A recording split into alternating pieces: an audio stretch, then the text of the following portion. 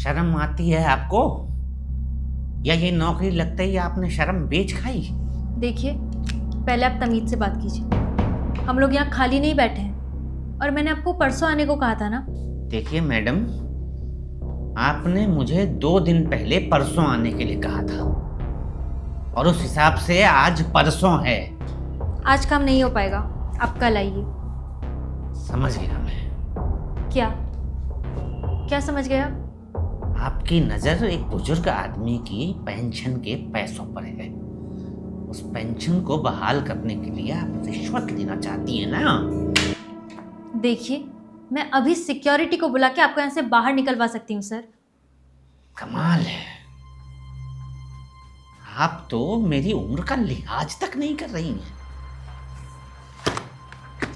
मैं भी एक रिटायर्ड सरकारी कर्मचारी रहा हूं। मुझे तो आपकी उम्र का लिहाज है सर, लेकिन शायद आप उम्र का लिहाज करना भूल गए। सत्य प्रकाश जी। मैंने देखिए मैम, मैंने कब आपकी उम्र का लिहाज नहीं किया। मैं जब भी यहाँ आया हूँ आपको मैंने मैम कहकर ही बुलाया है। ये आज की बात नहीं है। वक्त में थोड़ा पीछे जाइए, तब आपको याद आएगा जब 12वीं में पढ़ने वाली एक लड़की आपके ऑफिस के चक्कर काट रही थी।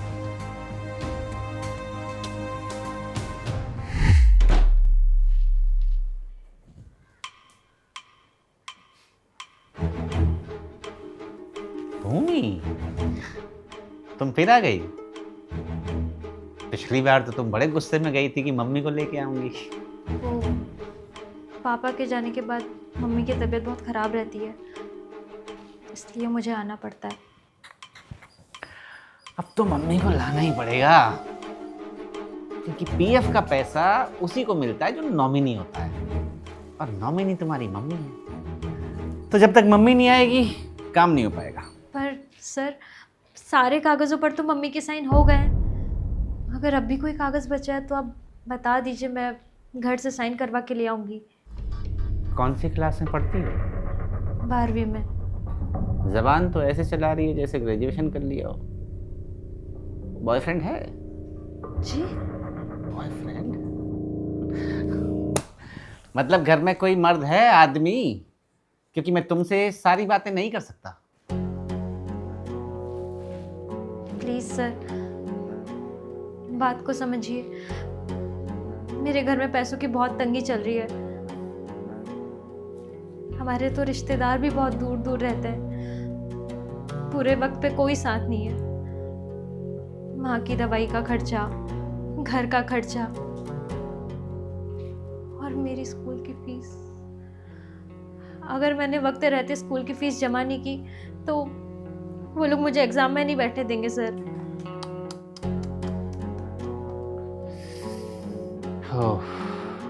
बैठो। जी? बैठो।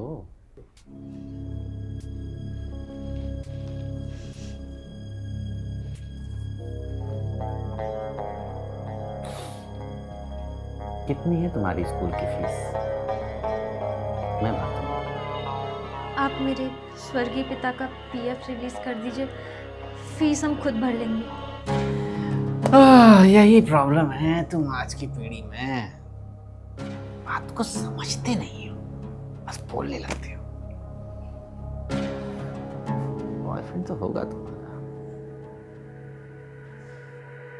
फिल्में देखने जाती हो?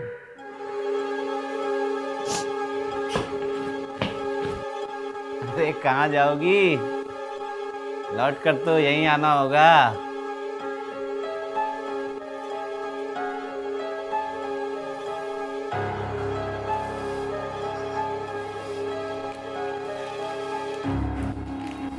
कहाँ जाओगी? वापस लौटकर तो यही आना होगा। यही कहा था ना उस दिन आपने। उस दिन मैंने भी खुद से ये वादा किया था, जब इस जगह पर दोबारा लौट के आऊंगी ना तो कुछ बनकर ही आऊंगी। समय का पहिया देखिए सर,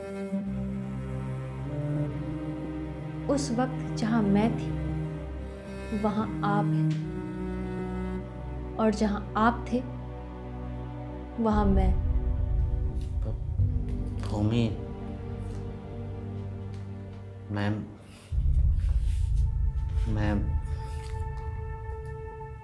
वो समय तो वापस नहीं ला सकता, लेकिन अपने किए की माफी जरूर मांग सकता हूँ। हो सके तो मुझे माफी मांगनी ही है ना सर, तो हर उस पल, हर उस मिनट, हर उस घंटे, हर उस दिन, महीने, साल की मांगिए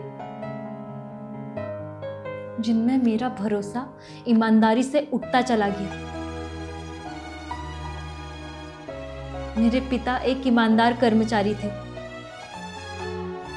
रिश्वत के नाम पर उन्होंने 1 रुपया भी नहीं लिया, लेकिन उनकी इस ईमानदारी ने हमें कैसा समय दिखाया, कैसे कैसे लोग दिखाए। ये बात सिर्फ मैं और मेरी माँ ही जानते हैं। मुझे तो लड़की होने से नफरत होने लगी थी सर, लेकिन एक मेहनती और ईमानदार बाप की बेटी हूं ना सर, हार कैसे मान सकती थी। सारी हिम्मत समेटकर बहुत मेहनत करी, और आज मैं यहां हूं। लेकिन जब मैंने आपको यहां देखा ना सर, तो सारी पुरानी बातें याद आ गई। सोचा कि वो वक्त मेरा नहीं था, लेकिन ये वक्त जरूर मेरा है। तो क्यों ना आपको सबक सिखाया जाए।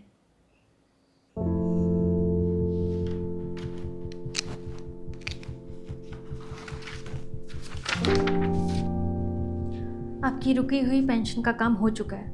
अगले महीने से आपको आपकी पेंशन मिलने लगेगी।